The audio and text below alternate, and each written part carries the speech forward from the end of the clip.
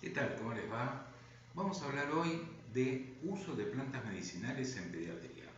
Algo que muchas veces genera cierto resquemor en el profesional de la salud, habida cuenta de que hay un preconcepto en el cual muchas veces las plantas pueden ser no seguras, puede no haber cierta confianza como los hay con medicamentos químicos convencionales, de modo tal que esta charla creo que va a ser muy importante e interesante para todos aquellos que tengan ese tipo de dudas y podamos darles herramientas a través de esta presentación a efectos de que puedan tener mayor seguridad en lo que pueden ser las futuras prescripciones de plantas medicinales.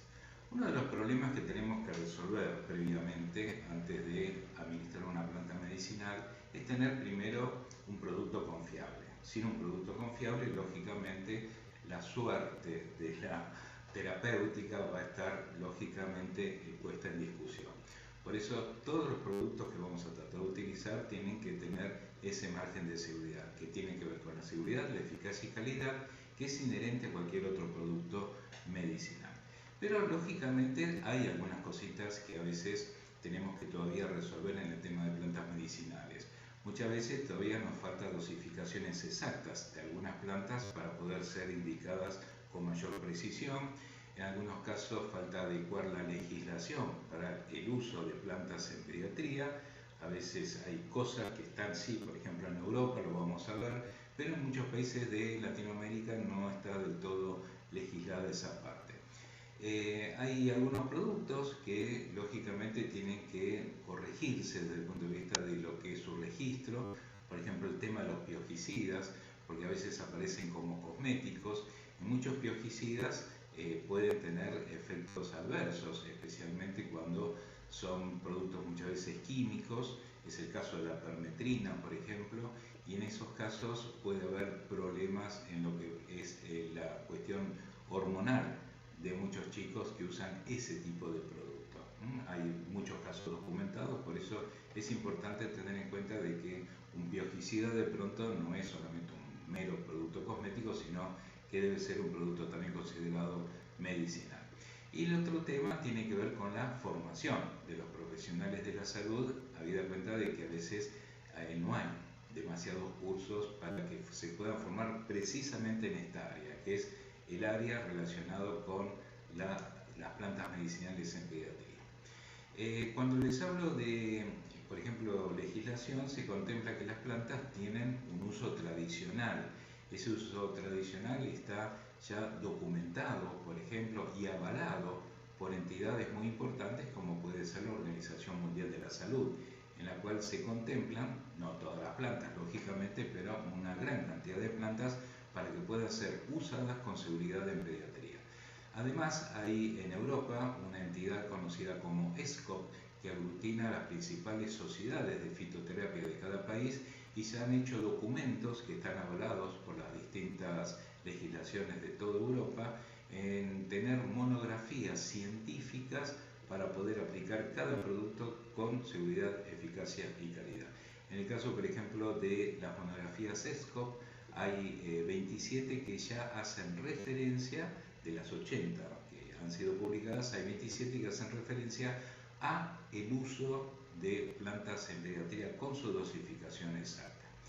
La Agencia Europea del Medicamento también tiene un documento que es muy interesante, ahí tienen el link para que lo puedan bajar, relacionado también con el uso de determinadas plantas en cuanto a su dosificación, su seguridad de empleo y cuál es la parte, por ejemplo, de la planta que puede ser utilizada terapéuticamente. A veces no hay mejor productos en el mercado, entonces uno puede hacer uso de esas plantas a través de cultivos o a través precisamente de recolección. Y hay métodos que lógicamente le van a enseñar cómo se hace la correcta recolección, cómo hay que hacer los procesos de infusión, los procesos de decocción, incluso las farmacopeas, ya escalando un poco más arriba, hablan de cómo se deben preparar las tinturas a nivel farmacéutico. Hay algunos conceptos básicos que creo que son muy importantes. Por lo general tratamos de no dar plantas medicinales a niños menores de 4 años, salvo que haya una indicación muy pero muy precisa. Hay ejemplos de plantas que se pueden dar 2 años, sí, los hay, pero en líneas generales, si uno desconoce, no meterse en criaturas que estén por debajo de los 4 años. Tampoco con plantas que sean ricas en aceites esenciales, porque los aceites esenciales en niños muy pequeños pueden hacerlos convulsivar. No utilizar plantas con alcaloides en los niños. Los alcaloides tienen un tropismo muy importante hacia el sistema nervioso central, entonces se prefiere evitar ese tipo de plantas. Por ejemplo, dar belladona a una criatura muy pero muy chiquita. Nunca dar una planta si no conocemos la dosis a prescribir. No nos confiemos de lo que dijo fulanito o menganito, porque a veces esos son errores muchas veces que uno aplica por recomendaciones de otros y que se generan muchos casos de toxicidad.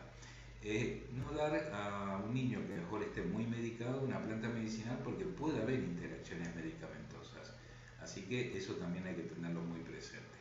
¿Hay niveles de evidencia en plantas medicinales? Por supuesto que los hay en cuanto a la forma de preparación o a la forma de presentación o a la forma de consumo que va a haber de ese producto herbal.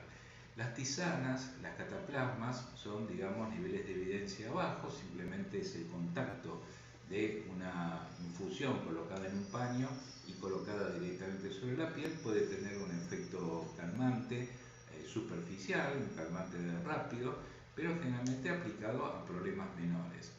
Las tinturas y los jarabes son, digamos, un escalón un poco por arriba, porque ya, digamos, una tintura tiene alcohol, el alcohol permite ya tener extracción de principios conocidos como alcohol solubles, y de esa manera es un escalón por arriba de lo que puede ser la infusión. La infusión junto con la cataplasma son los niveles un poquitito. Yo cuando digo infusión ahí englobamos decocción e infusión como tisanas, ¿no es cierto? Ahora lo vamos a ver. Entonces, tanto la infusión como la decocción que conforman las tisanas, el único elemento extractivo es el agua caliente. Entonces lo que salen son principios hidrosolubles. Entonces, bueno, esos son los niveles quizás más bajos de evidencia. La tintura o el jarabe ya tiene otros elementos extractivos, por lo cual se puede rescatar muchos más principios activos de la planta, y el mejor nivel lógicamente son los extractos estandarizados, donde se utilizan distintos solventes y se logra entonces obtener la gran posibilidad de quizás tener, no digo todos, pero la mayoría de los principios activos de una planta. Hay algunos datos que creo que deben ser útiles a la hora de calcular un poco la posología. Cuando tenemos algunas plantas, muchas veces para hacer una tisana, los principios activos justamente deben representar aproximadamente entre un 2 y 10% de la solución a tomar. Vamos a ponerlo en forma más práctica. 2 a 10 gramos de la planta triturada, recordemos, la planta tiene que estar seca, triturada, no hecha polvillo, tiene que tener cierto gradiente de, digamos, de corte, porque si no, en la medida que hacemos polvo todo, se destruyen también los principios activos. Entonces, si por ejemplo tenemos 2 a 10 gramos de la planta triturada por cada 100 partes de agua, ahí estamos entre el 2 o el 10%, que es lo que se aconseja en la forma de preparación de tisanas. Por debajo de ese porcentaje, vamos a suponer que tenemos un 1%, ya se habla de aperitivos. Un aperitivo puede ser lo que tomamos a veces en la comida, por ejemplo un terma, un cambá, para decir marcas quizás conocidas por todos. Esos son aperitivos porque tienen hierbas, pero no cumplen quizás una función terapéutica, sino más bien una función, como dice la misma palabra, aperitiva, un poco saborizante herbal antes de las comidas. Para calcular el tema de la cantidad de gramos, por ejemplo, una cucharada de té son más o menos 5 centímetros cúbicos y eso equivale a 1 gramo. Y una cucharada de postre son 10 centímetros cúbicos y eso equivale a 2 gramos. De esa manera entonces uno va calculando la cantidad de gramos por lo que vamos a introducir en una taza y cantidad de gramos por día. Piensen que la taza equivale aproximadamente a 150 centímetros cúbicos o mililitros. Es importante en lo que es la infusión reconocer que en la infusión van a entrar únicamente partes pequeñas de las plantas. Eso eso significa que son hojas, tallos tiernos, flores, algunas yemas. Es decir, todo lo que sea blando en la planta va a ir a infusión. En infusión se va a utilizar el agua caliente. El agua caliente no tiene que llegar al punto de ebullición, simplemente la parte trozada que vamos a colocar ahí tiene que estar aproximadamente, digamos, entre 2 minutos como mínimo y a lo sumo 15 minutos. O sea, no debe superar esas barreras, ¿no es cierto?, esos límites.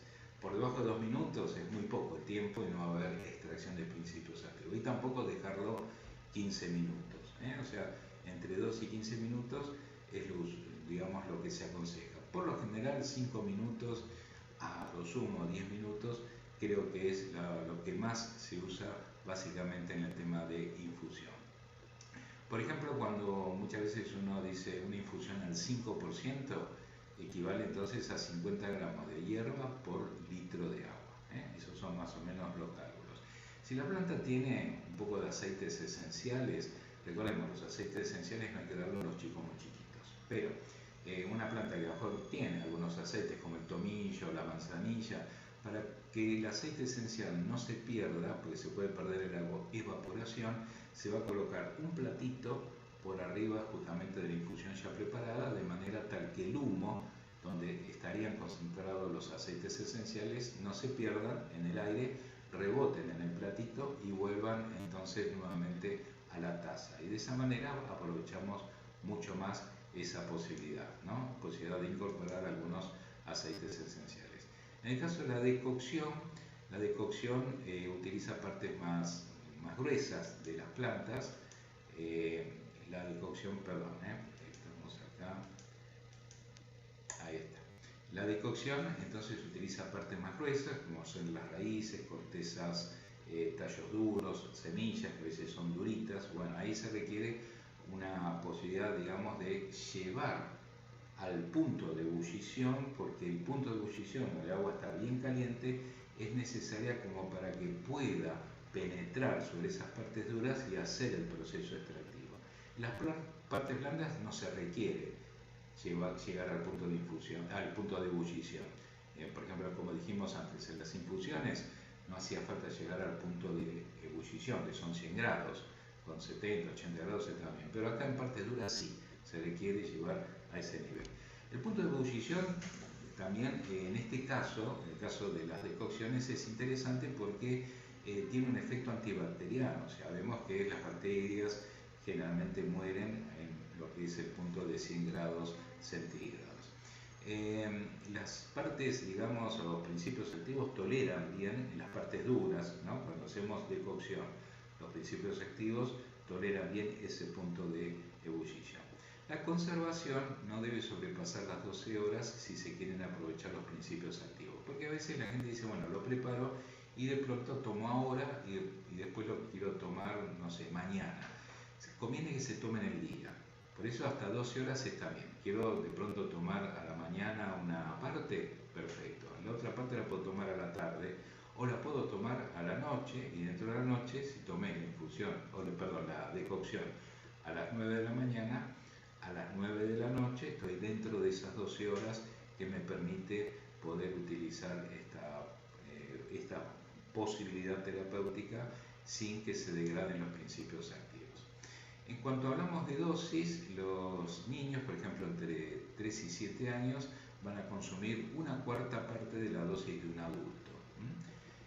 Lógicamente la dosis de un adulto la tenemos ahí en azul para que vean, es igual a 2 cucharadas de tamaño de té por taza de 150 mililitros. A lo sumo, máximo 3 cucharadas. Entonces, en base a lo que es la dosificación de adulto, podemos calcular en base a edad en los niños.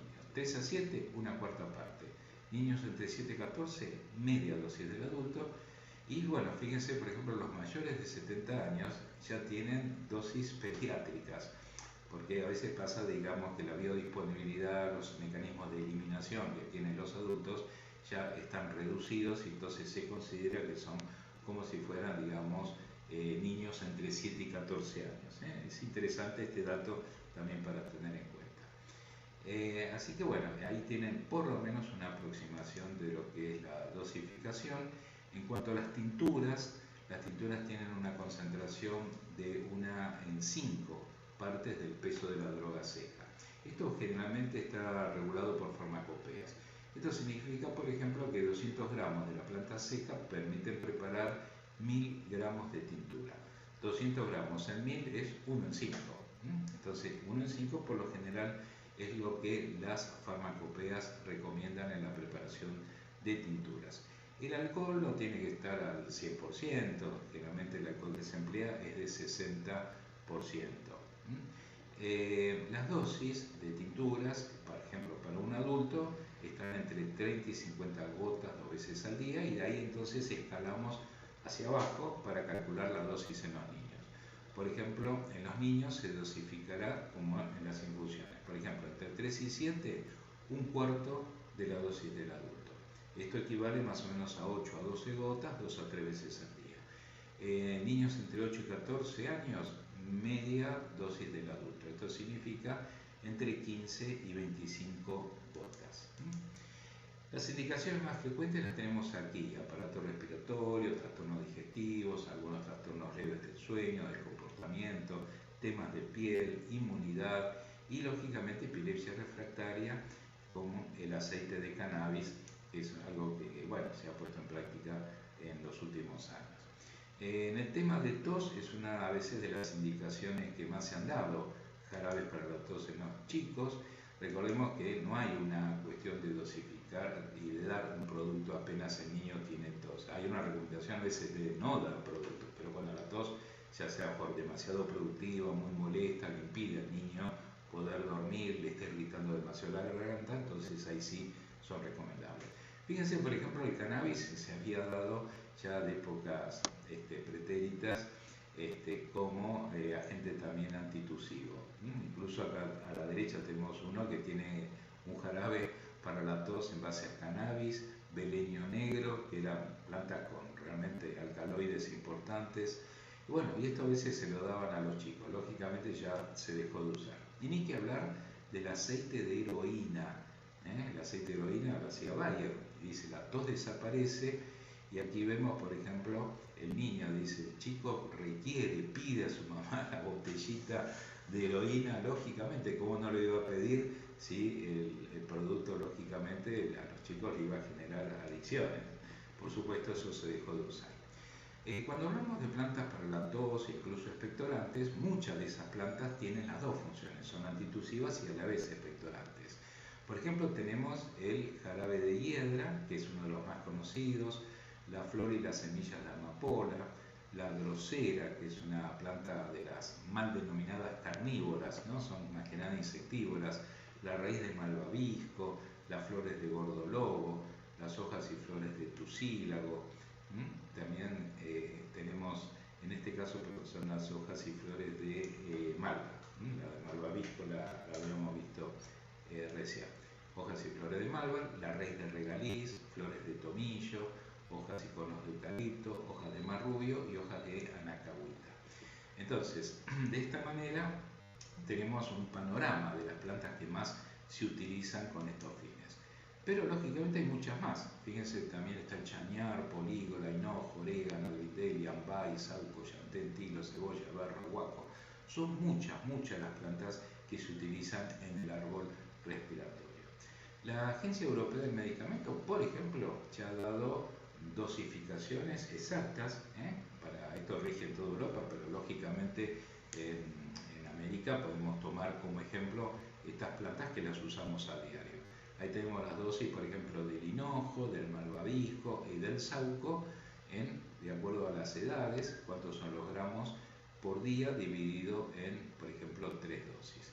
De este modo, entonces, ya con esta recomendación de la Agencia Europea del Medicamento no hay ningún tipo de problema a la hora de prescribir estos productos. Acá tenemos, por ejemplo, algunos ejemplos de jarabe de hiedra que hay en nuestro país. Es uno de los productos más recomendados y más reconocidos como antitusivo y también con efecto expectorante. La dosis de jarabe de hiedra está perfectamente también indicada por edades, la cantidad de mililitros, por ejemplo, 2 a 5 años 2,5 mililitros 3 veces al día, 6 a 12 5, y mayores de 12 entre 5 a 7,5 mililitros 3 veces al día. Es un producto muy seguro, con mucha evidencia. Acá tenemos, por ejemplo, un trabajo en el cual ya se habla, digamos, del efecto del jarabe de hiedra comparado con la acetilcisteína, tanto en chicos como en adultos, en casos de bronquitis aguda. Acá, fíjense que estamos hablando ya no de tos, sino también de bronquitis aguda, y los resultados han sido satisfactorios, han sido realmente muy buenos. Acá tenemos otro tratamiento en tos productiva en chicos con muy buenos resultados, todos trabajos, como ven, publicados.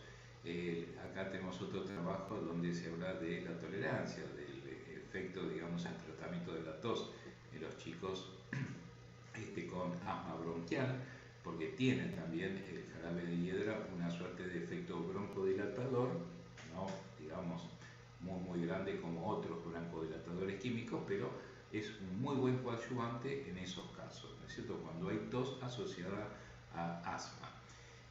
Acá tenemos otro trabajo también en los casos donde hay bronquitis aguda.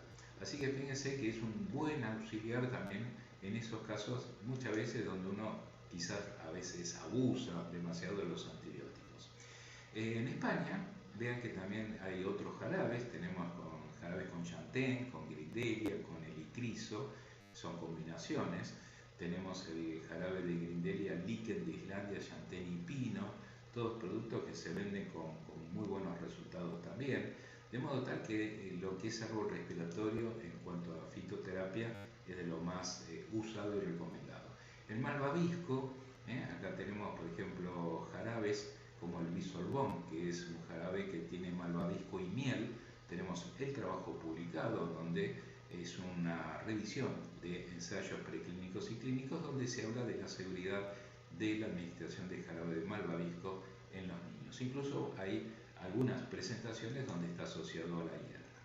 Acá tenemos esta plantita, ¿no?, que es esta Drosera rotundifolia, que era la planta que le dije insectívora, mal llamada carnívora. Es una planta que se usa mucho como antitusiva, mucolítica, antiespasmódica. Tiene también efecto antibacteriano demostrado in vitro, tanto en gérmenes gram negativos como gram positivos. Tiene efecto antiviral también demostrado en estudios in vitro. La Comisión E de Alemania, que es quizás el organismo de salud pública que es de Alemania, pero de los más importantes en toda Europa, recomienda su uso en el abordaje de tos espasmódica y tos irritativa. La drosera se puede dar en forma de tintura, también en forma de jarabe. Ahí tienen ustedes las dosis que son las recomendadas, y hay muchos productos en base a drosera en el mercado europeo fundamentalmente. Todavía aquí en Argentina no tenemos este tipo de productos. Es interesante porque la drosera también en forma homeopática tiene trabajos publicados. Realmente drosera es uno de los remedios homeopáticos bastante tradicionales, y son ensayos, como pueden ver, doble ciego, controlado con placebo, donde se han visto resultados realmente muy interesantes. El ambay es una planta que crece en nuestro territorio, pero también es, como decimos, planta de Mercosur, crece en Paraguay, sur de Brasil, una partecita también de Uruguay tiene ambay. Bueno, en este caso el ambay ha demostrado efectos antitusivos, pero también broncodilatadores leves. Es una planta que prácticamente carece de toxicidad, se ha usado desde la época de los guaraníes y al día de hoy se sigue utilizando, y en su momento la hemos incluso incorporado en la atención primaria de salud a través del propio laboratorio provincial, la elaboración de jarabes de ambay para la población. Fue esto en el año 2006 donde hemos podido aprobar jarabe de ambay por ANMAT para atención primaria de la salud. Es interesante cómo, por ejemplo, el Ministerio de Salud de Alemania, el propio ministerio hace recomendaciones, por ejemplo, para el uso de plantas. En este caso les recomienda una infusión antitusiva. Ahí les da las proporciones de las distintas plantas que se pueden usar, todo eso junto, todo eso juntito. Se mezcla esas distintas partes de las plantas, y ahí les dice cómo se hace la preparación. En ese caso recomienda hacer una infusión, les dice la cantidad de cucharadas sopera, por ejemplo, para mayores de 8 años. Esto es en caso, por ejemplo, de indicación en tos, bronquitis y catarros de vías respiratorias, pero para niños mayores de 8 años. Remedios de la abuela, veo que siempre la abuela nos dice, no, yo te lo recomiendo tal cosa. Bueno, por ejemplo, el orégano, siempre el té de orégano se ha recomendado mucho para la tos. En este caso, orégano con miel. Se usan las hojas. Bueno, y hay una explicación porque los trabajos publicados sobre el orégano habían demostrado un efecto vagotonizante que es útil en los casos, digamos, de espasmo del árbol respiratorio, que a veces generan traqueitis, bronquitis y tos espasmódica. Así que estaría justificado esa recomendación que a veces nos daba la abuela. En los resfríos, las rinitis alérgicas y respiratorias, que generalmente son producidas por rinovirus, los síntomas muchas veces son rinorrea, congestión nasal, estornudos, febrículas, que a veces pueden aparecer en los chicos, algunos casos de dolor de cabeza. Bueno, en estos casos lo que más recomendamos es la equinacia, una planta muy pero muy útil, es una de las plantas que más se vende, por ejemplo, tanto en Europa como en Estados Unidos, como suplemento, especialmente para todo tipo de problema respiratorio. Hay tres tipos de equinacia, purpúrea, angustifolia y pálida. Las tres son utilizadas, el mecanismo de acción está muy bien determinado. Fíjense que la equinacia estimula la fagocitosis, estimula la producción de citoquinas antiinflamatorias, estimula la proliferación linfocitaria, inhibe la síntesis de proteoglicanos y leucotrienos que están relacionados con procesos oxidativos y proinflamatorios, inhibe la hialuronidasa, que es una enzima que muchas veces abre el camino para que determinadas bacterias puedan invadir el resto del árbol respiratorio, estimula la producción de interferón y properdina, que son muy importantes para la parte de defensas. La equinacia se puede utilizar la parte aérea, pero lo que más se usa generalmente es la raíz. A veces con la parte aérea se han hecho hasta bebidas, que se hacen jugos especialmente, pero lo que más se usan son jarabes. Acá tenemos, por ejemplo, un interesante trabajo con equinacia purpúrea, en este caso frente a Streptococcus pyogenes, que está asociado a anginas, infecciones respiratorias, frente a Haemophilus y Legionella, y se comprobó que tiene un efecto incluso inactivador, más allá también de lo que es poder dar una respuesta antiinflamatoria al proceso. Tenemos tratamientos, por ejemplo, de la parte aérea, como dijimos, se puede utilizar el jugo, pero en muchos casos se usa lo que es la raíz, fundamentalmente la mayoría, digamos, de los laboratorios usan la raíz, y en el caso de la raíz se hacen tinturas, se hacen jarabes también, lógicamente, y en adultos se recomiendan extractos secos que pueden ir en cápsulas o comprimidos. El periodo de uso, por lo general, lo recomendamos mucho en los cambios de estación y sobre todo cuando viene el periodo invernal. Este periodo invernal nosotros recomendamos 2 semanas antes, anticiparse al cambio de estación invernal, empezar a tomar equinacia y luego sostenerlo una semana más. O sea, 2 semanas previas, una semana más, 3 semanas de tratamiento generalmente logran elevar la inmunidad. Esto tanto en adultos como en niños. Tenemos ensayos clínicos en niños, fíjense este ensayo con 1.327 chicos entre 2 y 5 años. ¿Ven? Acá hay un ejemplo donde se puede dar por debajo de 4. La equinacia está muy, pero muy bien reglamentada y muy bien ensayada y da un margen de seguridad realmente muy amplio. Bueno, realmente ahí tienen la dosificación, cómo se da a lo largo, digamos, 3 veces al día durante 10 días, y los resultados han demostrado 80% de eficacia en los niños con historia de infecciones agudas respiratorias a repetición. Ahora tenemos otro trabajo, en este caso con un producto ya determinado que es el Echina Force. En este caso es un trabajo con una tintura al 95% en base a la raíz sobre el virus de la influenza estacional. Esto es interesante porque acá estamos hablando ya directamente sobre el virus. Y además el trabajo reportó beneficios sobre el virus del herpes simplex y el sincicial respiratorio. Es decir, una triple acción sobre 3 tipos de virus donde los resultados han sido significativos.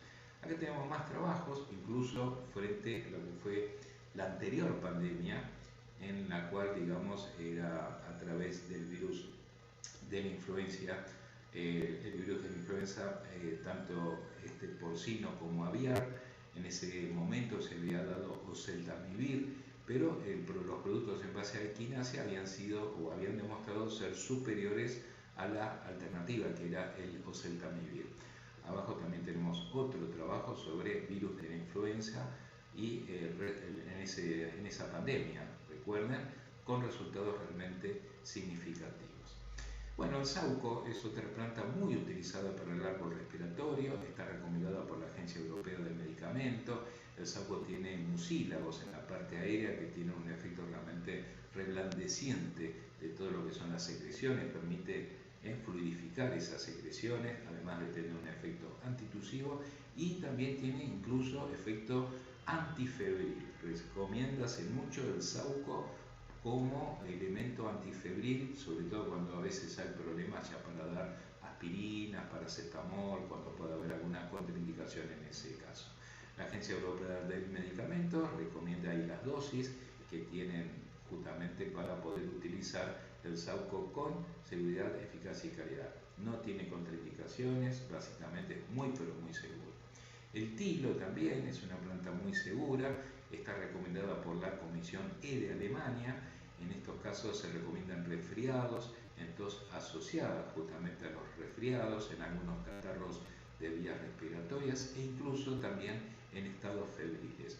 Ahí tienen las indicaciones del tilo, por ejemplo, en mayores de 12 años, y si no en uso tradicional, digamos la dosis que hay que calcular para niños de 6 a 12 años o niños de 4 a 6 años. En menores de 3, para ahí no se aconseja tanto, por eso hay que tener una supervisación profesional para poder administrarlo. Más que nada porque a veces el tilo, al igual que por ejemplo el eucalipto, a veces han dado fenómenos paradojales. Puede haber broncoespasmos con el uso tanto de eucalipto como de tilo, sobre todo en niños muy pequeños, así que por eso no se recomienda tanto. El tomillo se ha dado mucho para los casos de bronquitis, en los casos, digamos, catarrales, como expectorante es muy efectivo, tiene efecto antibacteriano muy interesante.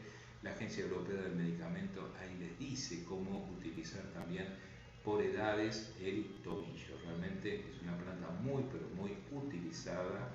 Y lo único, ahí puede haber alergia a las que se denominan plantas labiadas, por ejemplo, los que son alérgicos a las lavandas, a los oréganos y al tomillo. Bueno, por ahí es una precaución que hay que tener presente. El Colegio de Farmacéuticos de Vizcaya, por ejemplo, en España, recomienda muchas veces la posibilidad de que se hagan fórmulas magistrales. En este caso son gotas para rinitis alérgica en base al extracto fluido de eufrasia, hisopo y tomillo, con una base de glicerol. Ahí tienen la dosificación, 2 a 4 gotas en cada fosa nasal, 2 a 3 veces al día. Esto se puede preparar magistralmente y muchos médicos lo recetan para esos casos. En casos de resfríos, el propio Ministerio de Salud de Alemania recomienda, por ejemplo, hacer una infusión en base a sauco, tilo, urmaria y escaramujo, que el escaramujo es el rosal silvestre.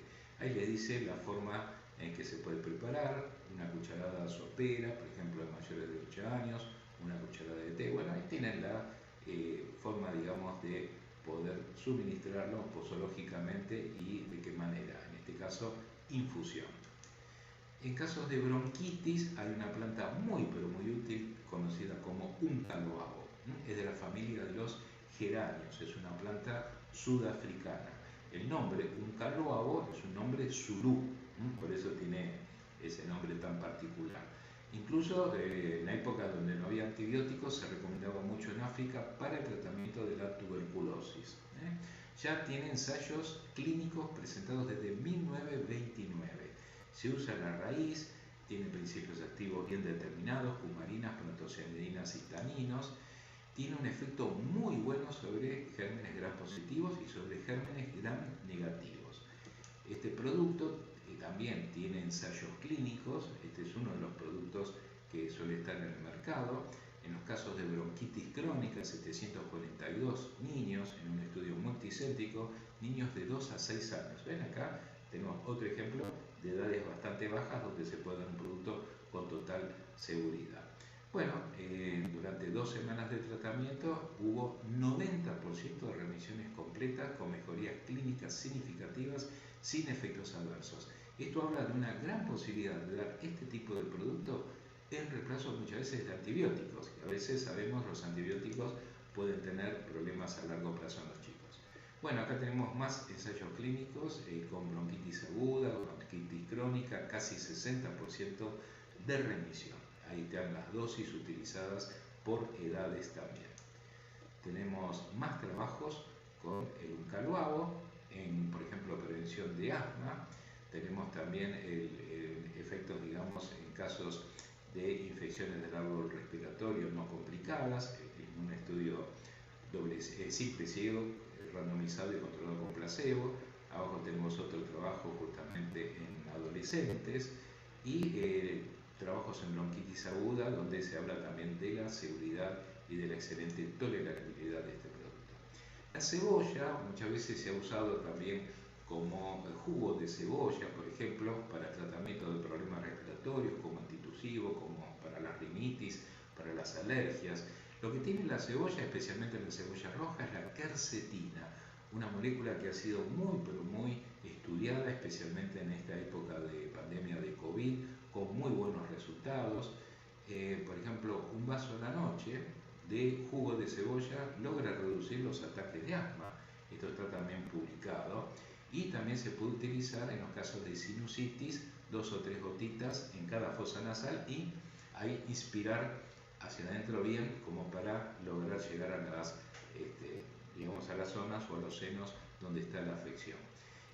Producto en el mercado con quercetina tenemos uno muy bueno que se llama Inmunovit, tanto para adultos como para niños a partir de los 6 años, que tiene quercetina, saúco, que lo hemos visto hace poquito, vitamina C y cúrcuma también. En dermatología, la caléndula es una de las plantas que más se ha utilizado con muy buenos reportes de seguridad en casos eczema atópico y dermatitis de pañal, que son problemas generalmente de los chicos, grietas del pezón para la mamá que está justamente en lactancia e incluso en escalas de decúbito de ancianos, con muy buenos resultados. En los casos de escalas de decúbito no son las típicas cremas que por ahí se venden en farmacia, sino que son extractos glicólicos al 10% con una concentración muy pero muy importante, en las cuales se resuelven bastante bien esas escalas. En Misiones habíamos trabajado con el gobierno de Misiones y hemos sacado un producto justamente aprobado por ANMAT para atención primaria de salud, que fue caléndula, un extracto glicólico al 10% y lo hemos utilizado muchísimo a nivel hospitalario, precisamente para esas escalas de decúbito. Tenemos también posibilidades de utilizar la caléndula en las dermatitis de pañal, ya lo hemos visto, pero también es muy útil la bentonita, que es arcilla. Es una arcilla de grano muy fino, coloidal. Bueno, generalmente se aplica estos productos, por ejemplo, en este ensayo durante 3 días.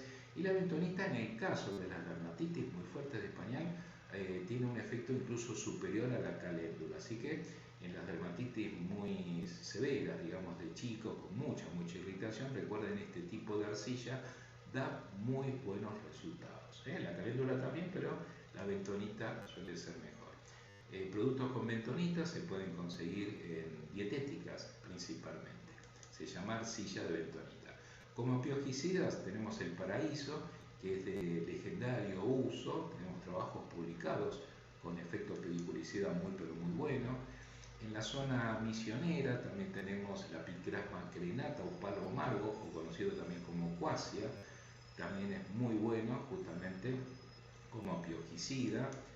Tenemos aceites esenciales en base a bergamota y limón, también como piojicidas. En este caso tenemos un producto Nopusil que tiene estos aceites esenciales obtenidos de cítricos, con resultados también bastante buenos. Todas estas son alternativas a la permetrina, que sabemos, les dije al inicio de la charla, que es a veces tóxica. La permetrina deriva del crisantemo, deriva de una planta, pero no es del todo buena porque hay alta resistencia ya de los piojos a la permetrina, penetra en el organismo, puede alterar los receptores estrogénicos, incluso se ha visto que está asociado a casos de infertilidad después en niñas que han tenido uso durante mucho tiempo de permetrina y después han tenido problemas en sus menstruaciones, incluso, como le dije, ya en la adultez con casos de infertilidad. Fíjense lo tóxico que es la permetrina, una cucharada a un gato lo mata. Así que fíjense, esto se lo están poniendo a veces en el cuero cabelludo a nuestros niños. En eczema atópico, que es estas dermatitis atópicas, las encontramos en la carita de los chicos, en las zonas de flexión, en los ojitos, dan esos pliegues de Denny Morgan que parece mirada de viejo, ¿no es cierto? Bueno, funciona muy bien el ácido gamma-linolénico. Está en el aceite de prímula. El aceite de prímula es un aceite omega 6 con efecto antiinflamatorio muy pero muy interesante. El gamma-linolénico también lo vamos a obtener en la borraja y lo podemos obtener en el grosellero negro. Por lo general, en eczema atópico hay varios trabajos publicados. Este es un metaanálisis de revisión de 10 ensayos clínicos randomizados, doble ciego, con 200 pacientes con eczema atópico, en los cuales, digamos, la dosis que se ha dado en niños de 1 a 12 años de edad de 160 a 320 miligramos diarios ha resultado realmente significativa. Tenemos también más trabajos en eczema atópico, en este caso con crema crema de manzanilla. El producto que fue ensayado se llama Camilosan, ensayo clínico randomizado doble ciego controlado con placebo, con resultados realmente significativos en estos niños. Así que se pueden hacer productos tópicos con gamma-linolénico en base a prímula o borraja y también productos en base a manzanilla. En acné sabemos muy bien que funcionan muy bien los productos herbales, en este caso el tea tree, que es el aceite esencial de melaleuca. Es un producto realmente muy pero muy bueno, se colocan gotitas realmente sobre los comedones, los resuelve muy pero muy bien. Sobre todo ha sido superior el efecto de tea tree al 5% sobre peróxido de bencilo, ¿no? Así que realmente se recomienda mucho. La tintura de bardana, también tomada oralmente y aplicada externamente, da buenos resultados en acné, y la arcilla verde como un gran succionador de toxinas de la piel. Tenemos acá varios trabajos con el tea tree, como les dije, en acné moderado, 12 semanas de tratamiento, más trabajos con el tea tree en acné. Como le dije, al 5% es lo que se indica con muy buenos resultados. Trastornos digestivos en los chicos. Generalmente el chico dice: me duele la panza, me duele la barriga, mamá. Bueno, ¿qué se usa? Se puede usar el anís verde, la manzanilla, la melisa. Son plantas avaladas por la Comisión Europea del Medicamento. Esto es muy importante siempre para los márgenes de seguridad. El meteorismo, el Ministerio de Salud de Alemania recomienda, por ejemplo, esta forma de infusión. Ahí tienen las proporciones de manzanilla, menta, comino, anís y pericarpio de naranja, que es la cascarita de naranja, y de esa infusión una cucharada de té entre niños de 2 a 5 años, 3 veces al día, con muy buenos resultados. Así que esto es muy interesante cómo el Ministerio de Salud de Alemania hace recomendaciones de este tipo. En chicos con falta de apetito, que no comen, anorexia, bueno, tenemos por ejemplo tintura de naranjo amargo, tintura de genciana y de cálamo aromático, todas sustancias realmente así amargas, que son las que abren el apetito, dadas en gotitas, 10 gotas en medio vaso de agua, tomarlo 30 minutos antes del almuerzo y de la cena, y dan también muy buenos resultados.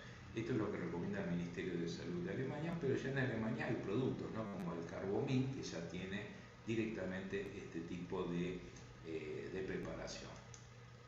En diarrea de los chicos, que son a veces pueden ser serias, hay que tener muy presente eso.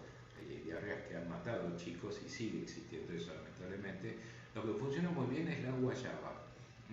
En este caso, digamos, la guayaba, que es una planta que tenemos aquí en Argentina, especialmente en la zona del noreste. La actividad antidiarreica es excelente porque ha demostrado la hoja, por ejemplo, si no tienen contra Escherichia coli, Vibrio cólera, Shigella, Serratia. La hoja en forma de tintura frente a Escherichia coli, Shigella, Salmonella, Proteus. El extracto acuoso de la corteza también efectiva frente a Proteus, Pseudomonas, Escherichia. Bueno, realmente es muy, pero muy completa la guayaba como justamente antimicrobiano, realmente. Los principios activos están bien determinados, especialmente tiene quercetina, que lo habíamos visto que estaba en la cebolla. Bueno, la guayaba tiene muy buena cantidad también de quercetina, pero a su vez asociado a guayaberina y avicularina. Ahí tenemos trabajos publicados justamente dando la demostración del efecto sobre antidiarreico sobre todos los gérmenes que participan en los mecanismos de diarrea. En diarreas por rotavirus, en China se ha hecho un trabajo muy bueno, donde se ha visto resultados excelentes en el 87.1% de los casos utilizando guayaba. Ahí tienen el trabajo publicado también. Bueno, cuando hay diarreas, lógicamente se altera la flora bacteriana, es importante incorporar probióticos también en los chicos para corregirle justamente esos problemas de alteraciones de lo que pudo haber sido a veces administrar también antibióticos, ¿no es cierto? A veces el antibiótico termina alterando la flora intestinal. Bueno, en estos casos se recomienda dar yogures con lactobacilos, se puede dar kéfir. El kéfir tiene aproximadamente 10 tipos diferentes de levaduras y bacterias. Esto es muy interesante tenerlo presente. El chucrut, que a veces lo va a tolerar quizá más el adulto. Quesos, que son justamente quesos fermentados que pueden ser útiles. El cheddar, por ejemplo, el Mar del Plata, suelen tener probióticos. Y después los bacilos en forma oral, hay enterogermina, pero hay varios otros productos que también son útiles para los chicos. En parásitos infantiles, en parasitosis justamente intestinal de los chicos, tenemos la granada, el helecho macho y el ajo, ¿no? Ahí tienen, digamos, lo que se ha utilizado generalmente. La granada tiene un principio activo conocido como peletierina, es útil frente a nematosis estodes, conviene acompañar con un purgante salino, por ejemplo sulfato de magnesio, para lograr expulsar todo, no solamente el parásito, sino también huevitos que puedan estar presentes. Lo que se usa es el tanato de peletierina y esa es la dosis que se puede llegar a utilizar. El helecho macho también, pero a ver, yo no lo recomiendo mucho, está publicado, se puede llegar a dar, pero con mucho cuidado, con mucha precaución. Puede tener cierta toxicidad. Yo, digamos, lo menciono porque a veces se usa, pero no lo recomendamos mucho. Por ahí es un poco más seguro, lógicamente, la corteza de la granada. Y el ajo sigue siendo siempre uno de los productos estrellas, ¿no? Frente a oxiuros, frente a giardia, frente a la tenia saginata, frente a moeba histolítica. A veces, bueno, en China solían colocar las mamás el diente de ajo en la colita de los chiquitos y de esa manera salía todos los parásitos. Bueno, esa es una forma tradicional que aún se sigue utilizando en China. A veces se da, nosotros a veces recomendamos el té de ajo, también, chico, hay que endulzárselo un poquito a veces con miel, ¿no es cierto? Pero es interesante cómo el ajo sigue siendo útil. Hay comprimidos de ajo que se pueden dar en chicos un poquito más grandes, también o se parte o se abre la capsulita, es decir, hay distintas formas de poder administrar. Es interesante en centros de atención primaria de salud en Perú el uso, por ejemplo, de paico y helecho macho, que ahí tienen la dosis que se ha recomendado con buenos resultados. Siempre el paico ha sido el cuco, el fantasma de que no hay que darlo nunca, pero bueno, no hay que darlo en lactantes. Hay edades donde se puede dar, por ejemplo, ahí tienen entre 5 y 11 años, esa es la dosis. Incluso la farmacopea francesa da la dosificación para utilizar el paico en niños, pero hay que saber dosificarlo muy bien, ¿cierto? No es que mejor de lo que más recomendamos, simplemente lo mencionamos porque lógicamente ha sido utilizado en la atención primaria con muy buenos resultados. Simplemente recuerdo no darlo ni el helecho macho ni el paico en lactantes, nunca. Cefaleas infantiles puede funcionar muy bien el aceite de menta aplicado en los puntos gatillo, en las zonas donde a veces se dispara el proceso. Acá tenemos niños de 4 a 14 años. Algunos preguntarán, bueno, pero el aceite esencial no hay que darlo en los niños. Estamos de acuerdo. En este caso es a lo mejor una gotita sobre un punto específico de la zona gatillo y no hay problema en ese sentido. No hay que dar aceites esenciales por vía oral, que trague el aceite esencial, porque ahí puede haber algún tipo de problema, especialmente en los niños muy pequeños. Por debajo de 3 años pueden convulsionar fácilmente. Bueno, el resultado del aceite de menta, 78% de eficacia en esos tipos de cefaleas a repetición. Niños hiperactivos, los niños TDAH. Acá tenemos un ensayo clínico, ginkgo biloba con el Panax quinquefolium, que es un ginseng norteamericano, trabajo publicado, 67% de eficacia.